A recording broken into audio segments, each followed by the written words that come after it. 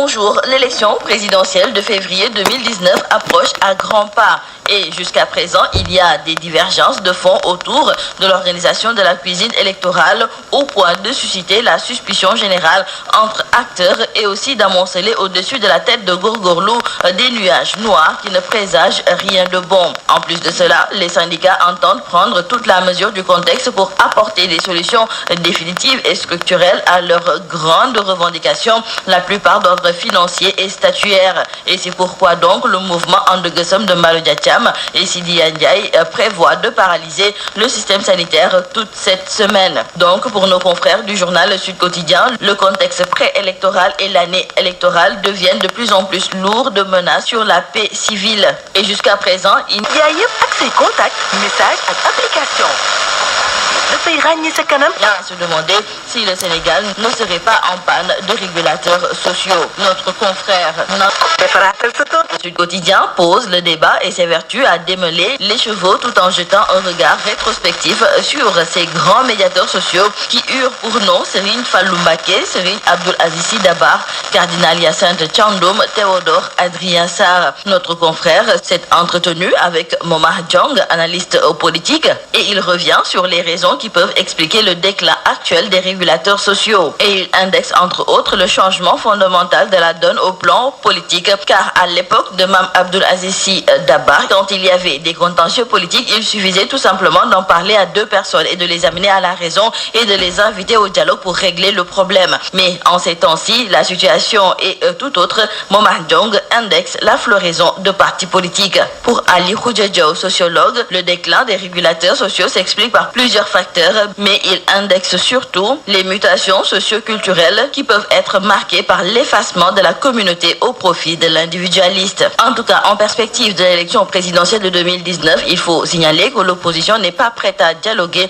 avec le parti au pouvoir. Et chaque jour, elle envoie des flèches au président de la République. Et justement, dans le journal Direct Info, nos confrères nous indiquent que Doudou Wade, responsable politique au Parti démocratique sénégalais, n'a pas été du tout tendre avec le régime actuel. Il a largué des obus depuis la France où il se trouve. Pour Doudou Wade, le pays est en danger car nous sommes dans une dictature ethnique. Ce qui fait dire à Daoucho, le billettiste de Direct Info, que la guerre est déclenchée entre le PDS et le pouvoir. Et pour ce qui est de Karim Meïssa Wade, le candidat du Parti démocratique sénégalais, nos confrères du journal Dakar Times écrivent que ce dernier rejette toutes les propositions faites par Macky Sall, notamment son retrait de la vie politique sénégalaise. Et retenons désormais qu'il vente ou qu'il pleuve ou qu'il neige. Karim Wade va revenir dans son pays, nous disent nos confrères. Toutes les dispositions ont été prises pour que le candidat du PDS puisse participer à la présidentielle de 2019. Et nos confrères d'ajouter que la peur s'installe chez Macky. Mais il faut dire avec nos confrères du journal Libération que toutes ces manœuvres de l'opposition ne passeront pas. Et cela, Maître Nafissatou Diop en est convaincu. La responsable APR n'a pas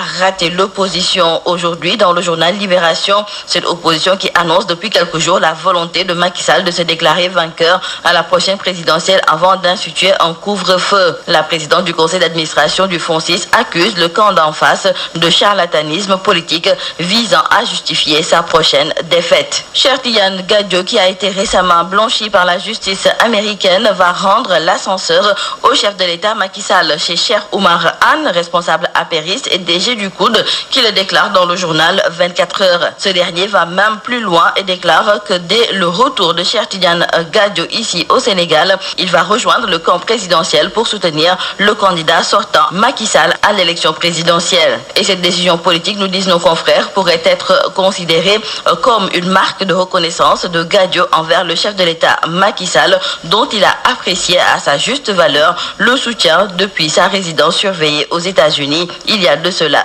10 mois. Un portefeuille de 66 milliards de francs CFA est prévu pour l'amélioration du cadre de vie des populations de Rufisque avec d'importants projets d'assainissement. Ce sont nos confrères du quotidien Le Soleil qui nous en parlent et nous indiquent qu'après la réalisation des travaux de drainage des eaux pluviales de Guy Mouride, un autre projet de 6,25 milliards de francs CFA a été lancé hier par le ministre de l'Hydraulique et de l'Assainissement. Mansour Faye a aussi annoncé un programme de grande envergure estimé à 60 milliards et qui va concerner toute la ville de Rufisque. Et toujours en parlant d'assainissement, Pourtant, les localités comme Médina, Fass Gueule Tapée en ont bien besoin car ces quartiers sont touchés par le phénomène du déversement des eaux usées en pleine rue ou du retour de ces eaux dans les maisons à travers les canalisations. À la Médina, nous disent nos confrères de Vox Populi, c'est devenu une hantise quotidienne. Les premières fortes pluies sur Dakar y ont accentué le calvaire. Nos confrères nous indiquent aussi qu'aux Parcelles Assainies et à Cambérène, c'est la même situation car les canalisations obstruées se déversent sur les routes. Terminons par le sport et tout d'abord c'est pour signaler que l'arbitre sénégalais Daouda Gueye a été totalement blanchi par la CAF. Ce dernier était poursuivi pour soupçon de corruption. Donc pour nos confrères du journal L'Observateur,